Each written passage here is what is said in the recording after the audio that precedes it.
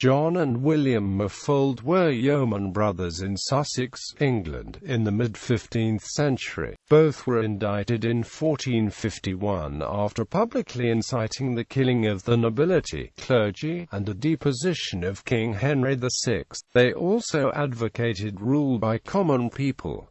Minor uprisings spread throughout Sussex until authorities intervened and 4 yeomen were hanged. The Merfold statements followed a major rebellion in Kent led by Jack Cade, and are considered demonstrative of underlying class and social conflicts in 15th-century England. Background: social unrest in 15th-century England. For 150 years following the onset of the Black Death in 1348–9, England's population, agricultural production, prices, and credit available for trade all declined.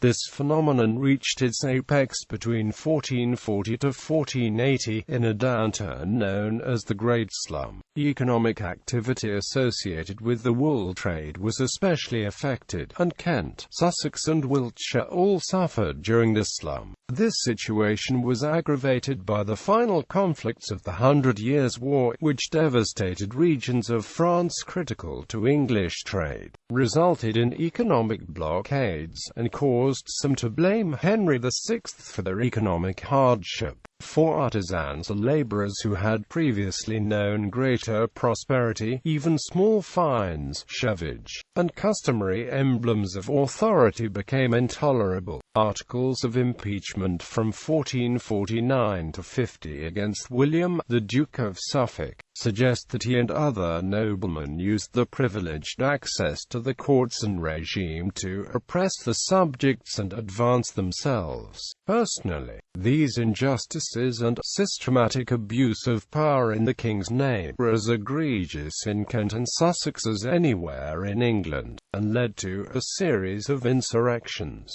January of 1450 saw an uprising by labourer Thomas Cheney, who called himself the Hermit Bluebeard, in Kent. Uprisings followed in February and March. In June, these culminated in a major and unsuccessful rebellion in Kent, led by Jack Cade, whose forces were able to take London before his defeat. The uprising was deeply unsettling to the nobility. Without peace and prosperity, complained the Commons. 1450 saw many murders, manslaughters, rapes, robberies, riots, affrays and other inconveniences greater than before. But the aftermath of the uprising in no way satisfied England's poor. While Henry VI showed clemency to his principal rival Richard, Duke of York, during the Wars of the Roses, he was merciless to Jack Cade and his followers.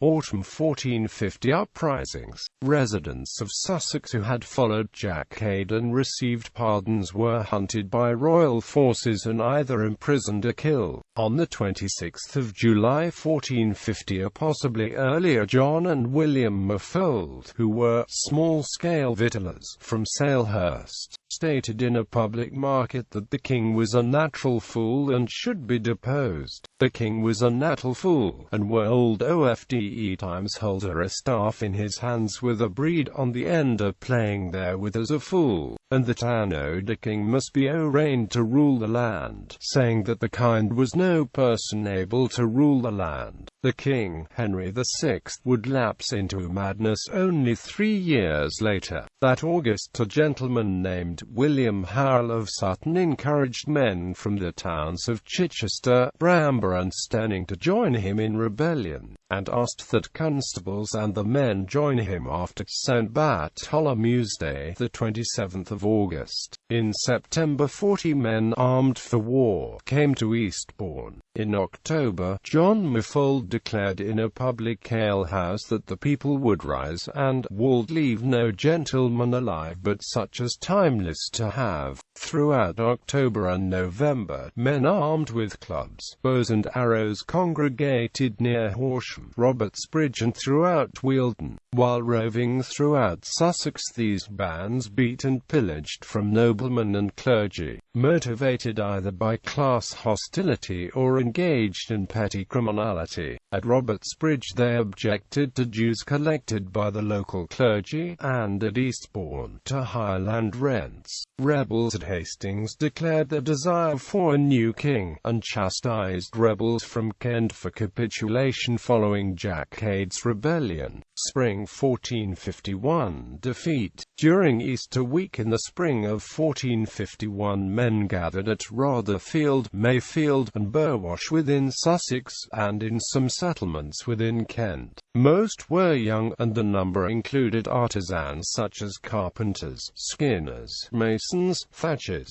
dyers, tailors, smiths, cobblers, weavers, shinglers, tanners, butchers, and shoemakers. Indictments show that only few were agricultural labourers or husbandmen, and fewer still were landless. The rebels demanded that King Henry VI of England be deposed, all lords and higher clergy be killed, and that 12 of their own number be appointed to rule the land, according to indictments prepared at the time, as lollards and heretics, to hold everything in common. Royal authorities responded swiftly by arresting suspected rebels.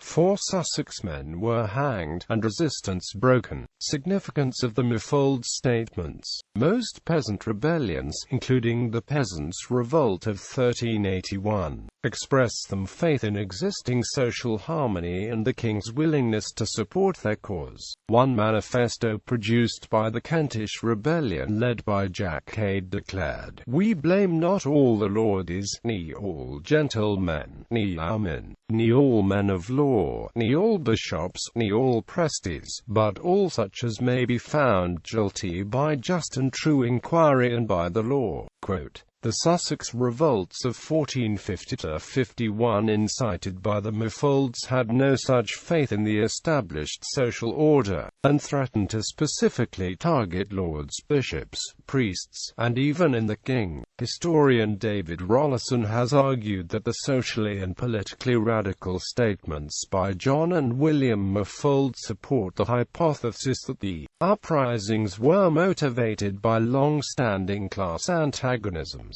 Rollison follows contentions by historian Andy Wood and the 15th-century English jurist Sir John Fortescue, who have argued that the economic recession of the mid-15th century only magnified routine class antagonisms between village communities and the gentry. The idea that even kings could be disciplined and deposed by popular will was a major aspect of English politics in the centuries following the Magna Carta. Those in Sussex responding to the Merfolds' declarations were likely motivated by economic and social concerns. These included seigneurial exactions, weeding, reaping and collection duties, all of which were ignored or denounced by yeomen and labourers during the uprisings. Court rolls from Sussex during the period often mention tenant poverty, inability to pay fines or taxes, and abandonment of land or livestock. Rebels might also have been influenced by Lollard preachers, 5 of whom were executed in Tenterden, Kent in 1438.